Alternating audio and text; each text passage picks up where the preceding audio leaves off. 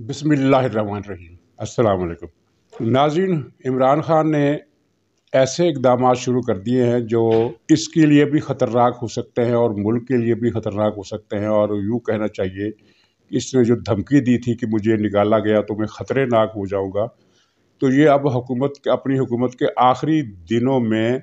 हुकूमत में रहते हुए ख़तरनाक होने की कोशिश कर रहा है और एक से एक ज़ालिमाना और अहमकाना इक़दामात कर रहा है, जिनमें आपने देख लिया कि एक तो उसने सहाफ़ियों की गिरफ़्तारी का हुक्म दिया है और कहा है FIA को कि वो इन सहाफ़ियों के ख़िलाफ़ मवाद तलाश करे। इन सहाफ़ियों में हामिद मीर साहब का नाम है, इसके अलावा नजम सेठी साहब का नाम है, 3-4 और सहाफ़ी हैं जिनमें ख़वातीन एंकर भी शामिल हैं। इसके अलावा अखबारात से ताल्लुक़ रखने वाले भी 4-5 और 3-4 ब्लॉगर शामिल हैं। और टोटल 12-13 की लिस्ट बनती है जिसकी गिरफ्तारी की इसने FIA को हुक्म दिया है कि मवाद तलाश करो ताकि इन्हें पकड़ा जा सके। और ये वैसे अजीब बात है कि मवाद यानी अभी दस्तयाब नहीं है, बल्कि मवाद तलाश करना पड़ेगा। तो बेहतर है कि पहले गिरफ्तार कर लो, फिर मवाद भी तलाश कर लेना। मोहसिन बेग की जो गिरफ्तारी है वो पहले ही गले पड़ गई है और इसके साथ ही इसने ये धमकी दी है कि जो जज किसी गिरफ्तार सहाफ़ी की ज़मानत लेगा या उसके ख़िलाफ़ कोई फ़ैसला देगा तो उसे मैं बरतरफ कर दूँगा। ये कल अटारनी जनरल इस्लामाबाद की मुलाकात हुई इमरान खान से। उसमें इमरान खान ने उससे हदायत की है कि जिस सेशन जज ने मोहसिन बेग की गिरफ्तारी को गैर आइनी गैर कानूनी करार दिया है, खिलाफ ज़ाब्ता करार दिया है, उसको बरतरफ करने के लिए रेफरेंस तैयार करो। और इत्तेफाक से ये अटारनी जनरल भी नियाजी है, यानी इसी की तरह का खर दिमाग और पागल होगा, वरना वो इनकार कर देता कि ये जजों के ख़िलाफ़ इस तरह की इक़दाम जो है वो हुकूमत को मज़ीद बदनाम कर देगा। और हुकूमत तो खैर बदनाम इस इक़दाम से हो गई कि पहले ही वो जस्टिस काजी फ़ाइज़ ईसा की बरतरफी के लिए 3 साल से टक्करें मार रही है दीवारों को, उसमें कामयाब नहीं हो सकी। तो अब ये एडिशनल सेशन जज जिसने आइन और कानून के मुताबिक फ़ैसला दिया और मेरिट पर फैसला दिया कि ये गिरफ्तारी का इक़दाम गैर कानूनी था। गैर कानूनी इसलिए था कि ये FIA ने फैसला किया गिरफ्तारी का, 9 बजे दायर हुई दरख्वास्त और 9:30 बजे छापा भी पड़ गया था, यानी तफ्तीश का अमल बीच में से गायब। और लाहौर से टीम आधे घंटे में पहुंचकर उसने मोहसिन बेग को गिरफ्तार भी कर लिया। तो ये सारा अमल गैर कानूनी था। इसकी तफसीलात काफ़ी ज़्यादा हैं इसके गैर कानूनी होने की। मैं सिर्फ यहाँ वाक़े का जिक्र कर रहा हूँ। तो उसने जज ने ये जो फैसला दिया ये कानून के मुताबिक दिया और मेरिट के मुताबिक दिया, लेकिन इमरान खान को ये पसंद नहीं आया और ये इसको ज़ाहिर शौक लगा कि ये मेरे खिलाफ क्यों फैसला आ गया, क्योंकि ये तो आदी है ना कि अदलिया की तरफ से जो फैसला आएगा इसके हक में आएगा। और उसके बाद इसने मज़ीद सहाफ़ियों की गिरफ्तारी का आर्डर दिया, जिसके खिलाफ अब सहाफ़ी एहतजाज कर रहे हैं। एक मुजाहरा किया भी है उन्होंने और ये मज़ीद मुजाहरे करेंगे। यानी एक सहाफ़ियों के साथ भी इसने लड़ाई का रास्ता अख्तियार कर लिया और जजों के ख़िलाफ़ भी। ज़ाहिर है जज के ख़िलाफ़ कार्रवाई ये नहीं कर सकता, लेकिन टकरे मारने से इसे कौन रोक सकता है। ये जो ख़तरनाक किस्म के इक़दामात कर रहा है, दरअसल ये अपनी ख़ुदकुशी को ज़्यादा से ज़्यादा पेनफुल और दर्दनाक बनाने की कोशिश कर रहा है। जितने ज़्यादा ये इस तरह के इक़दामात करेगा, इसकी रुखसती उतनी ही ज़्यादा इसके लिए तकलीफ दी होगी। ये रह तो सकता नहीं, अब किसी भी सूरत कुछ भी हो जाए इसको किसी इक़दाम का फ़ायदा नहीं होगा, लेकिन इस तरह की कमीनी हरकतें कर रहा है। और एक और कमीनी हरकत आपने देखी, इसने एक थड़े किस्म के थड़ा मार का वकील को वो नैब का वकील बना दिया मरीम नवाज साहब के केस में, क्योंकि ये साफ नज़र आ रहा था सबको, मुखालफों को भी और हामियों को भी, कि ये एक आध पेशी के साथ ही ये मरीम नवाज की बरियत का फैसला आ जाएगा। और दीवार पर लिखा हुआ था, नैब अदालत ने नैब को कहा कि वो सबूत अभी तक नहीं दे सकी, अब आखिरी समाअत यानी हम कर रहे हैं तो ये सबूत ले और इसके बाद फैसला कर देंगे। सबूत उसके पास था नहीं,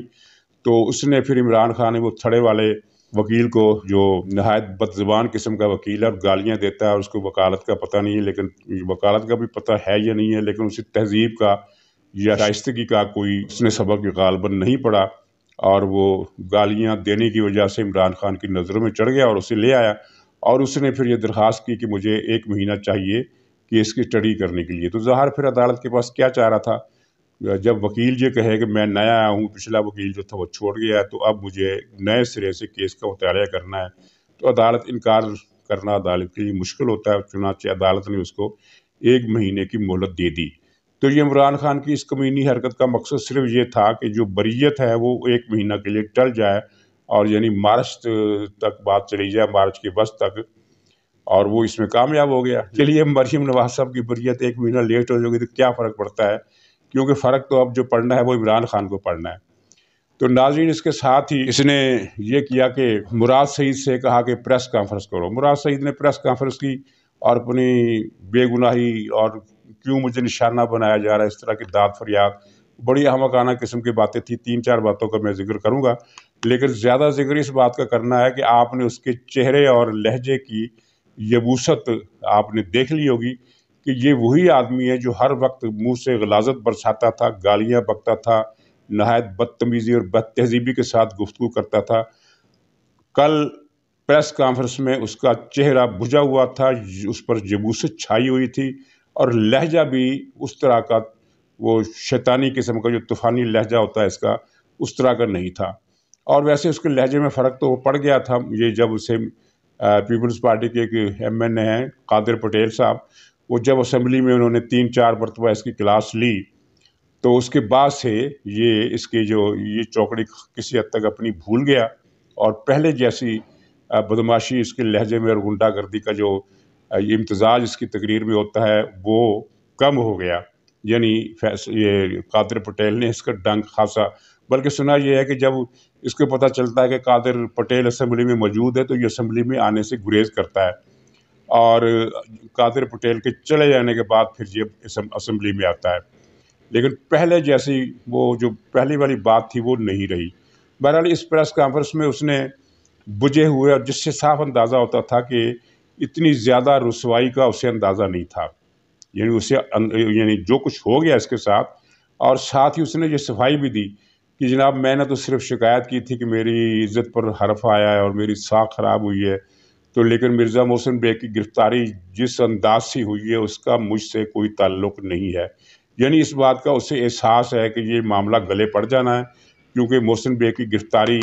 جس طریقے سے ہوئی ہے وہ فاشسٹ طریقہ تھا اور غیر قانونی طریقہ تھا، اور اس میں اخلاقیات اور قانون کے تمام ضابطے پامال کیے گئے، تو یہ بلا اس کے گلے پڑ سکتی ہے۔ چنانچہ اس نے اپنی بریت کا اعلان کیا یہ کہہ کر کہ میں نے تو صرف داد رسی کے لیے شکایت کی تھی، تو اس طرح کی گرفتاری کا میں نے حکم نہیں دیا تھا، اس کا میں ذمہ دار نہیں ہوں، اور ظاہر ہے یہ جلد ہی شیخ رشید بھی کہہ دے گا کہ میں بھی ذمہ دار نہیں ہوں، اور یہ ذمہ داری ساری عمران خان پر چلی جائے گی، کیونکہ یہ معاملہ بلا بن کر عمران خان کے گلے میں لپٹ گیا ہے، اور یہ آئندہ جب بھی مقدمات چلیں گے تو اس پر چلیں گے۔ اس میں یہ مقدمہ بھی شامل ہوگا کہ اس نے قانون کی خلاف ورزی کرتے ہوئے اپنے اختیارات کا ناجائز استعمال کیا، اور یہ مقدمہ اس کے گلے پڑے گا، اور مقدمے کے علاوہ بھی اس کی کچھ اور بھی گلے پڑنے والا ہے، اور یہ ہے کہ آپ نے یہ خبر سنی ہوگی کہ گرفتاری والے دن رات کو 5ویں مرتبہ محسن بیگ کے گھر چھاپا مارا گیا، پولیس اور FI کی ٹیم نے تلاشی لی اور 2 ملازم پکڑ کر لے گئی۔ سوال یہ ہے کہ جب وہ تصادم میں استعمال ہونے والی بندوق بھی پکڑی گئی، 2 بیٹے بھی گرفتار کر لیے، سب کچھ جو چیزیں چاہیے تھے وہ لے گئے، تو پھر 5ویں مرتبہ چھاپا کیوں ڈالا گیا؟ اس کی کہانی یہ ہے کہ مرزا محسن بیگ کے پاس عمران خان کی کچھ ویڈیوز ہیں، کلپ ہیں، اور کہا جاتا ہے کہ وہ کمپیوٹر میں سیو ہونے کے علاوہ کمپیوٹر میں تو موجود ہیں ہی، لیکن وہ ایک USB ہے، اس کے اندر بھی اس کی کاپی موجود ہے۔ تو 4 چھاپوں میں اس کی تلاشی بھی لی گئی، اس کو بھی تلاش کیا گیا، وہ نہیں ملی چیزیں، تو رات گئے پھر عمران خان نے کہا کہ مجھے وہ ہر قیمت پر وہ USB اور کمپیوٹر کا وہ جو ڈیٹا وہ چاہیے۔ تو پتہ نہیں، یہ علم نہیں ہو سکا کہ وہ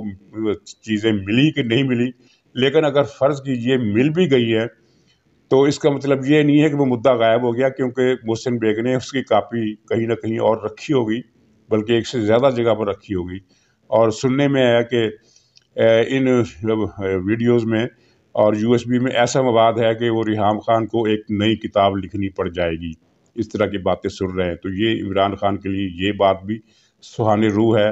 کہ جس کے پاس مرزا محسن بیگ کے پاس یہ ایسی چیزیں ہیں اور وہ میرا دشمن ہو گیا۔ اب یہ اس میں خطرہ اب یہ ہے کہ یہ مرزا محسن بیگ کو کہیں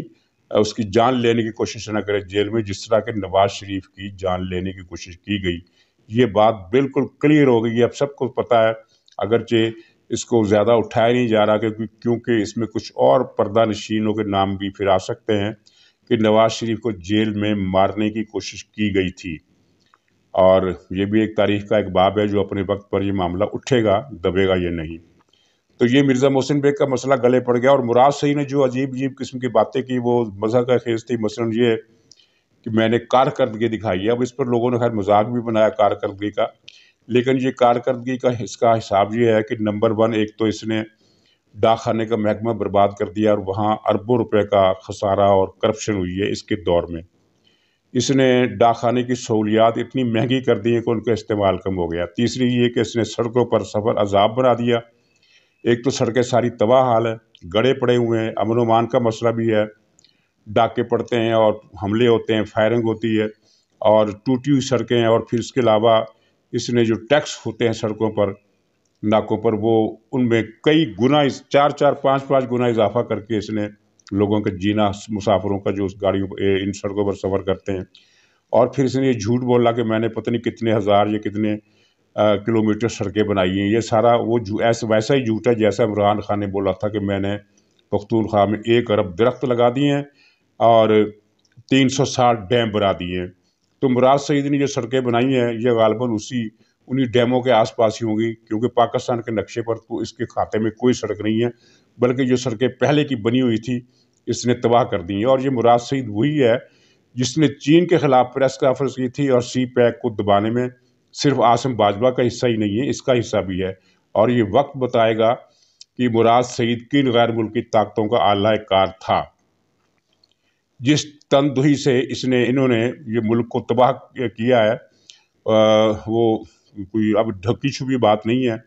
اور اس تباہی میں جو سر فہرست 15 یا 20 نام آتے ہیں، رزاق داؤد سے لے کر شوکت ترین تک، اور وہ گورنر اسٹیٹ بینک جو ہے اس سے لے کر کیا کہنا چاہیے کراچی کا علی زیدی، یہ سارے لوگ جو ان میں سر فہرست جو 10 12 نام آتے ہیں، ان میں تباہ کاروں میں ان میں ایک مراد سعید بھی ہے، وہ دعاؤں والا، وہ PIA والا سرور، وہ کیا نام ہے اس کا، غلام سرور، اور وہ کیانی، اور وہ یہ خسرو بختیار، اور 4 5 نام اور ہیں، پھر کسی دن ان کی تفصیل میں بتاؤں گا کہ یہ کس طرح ان 15 لوگوں نے ملک کو برباد کیا۔ اور اپوزیشن کو چاہیے کہ اس طرح کا مطالبہ کرے کہ ان 15 افراد کے نام ایگزٹ کنٹرول لسٹ میں ڈالے جائے، کیونکہ انہوں نے ملک کے خلاف سازش کی ہے، اور پتہ چلایا جائے کہ انہوں نے یہ سازش اپنے طور پر کی ہے یا غیر ملکی طاقتوں کے اعلی کار ہونے کے طور پر کی ہے۔ انہوں نے سی پیک کو تباہ کر کے پاکستان کا معاشی مستقبل ڈبویا، ڈالر کو مہنگا کر کے قرض بڑھائے، قرضے زیادہ لیے، کرپشن بے انتہا کی، تمام اداروں کا انہوں نے بیڑا کر دیا، PIA کا خسارہ دگنا تگنا ہو گیا،